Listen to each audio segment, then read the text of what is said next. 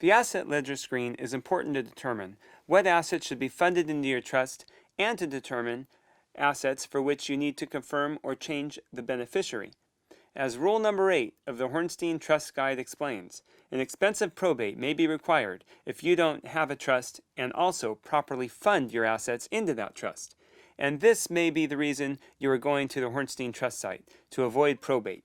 Therefore, funding your trust is extremely important.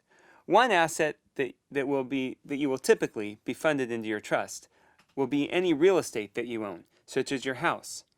We can prepare these deeds and help you to record the deeds with the county recorder. Your other assets should be reviewed as well to make sure they are properly handled. When your Hornstein Trust Book is completed, you will receive instructions to help you in funding your trust. But if you need more assistance, just let us know and we can help you make sure that the funding of your trust is handled properly.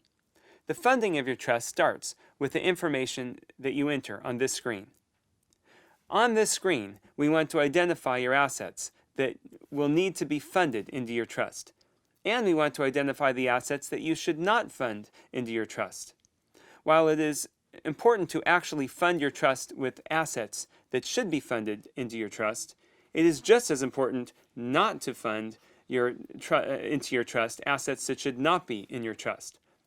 The type of asset will determine how it is treated. Whether the type of asset is a qualified or non-qualified asset will determine whether you should fund the asset into your trust or whether instead you should have a beneficiary form on file with the financial institution. When you enter your assets on this screen, we will be able to prepare the proper funding documents and inform you of how each asset should be treated. Please enter information on your assets on this screen. As you complete this screen, if you don't know an answer or you would like to discuss with us or simply follow up later, please check the Flag for Follow-up box, and you can also write any particular questions or concerns in the notes box at the bottom of the screen.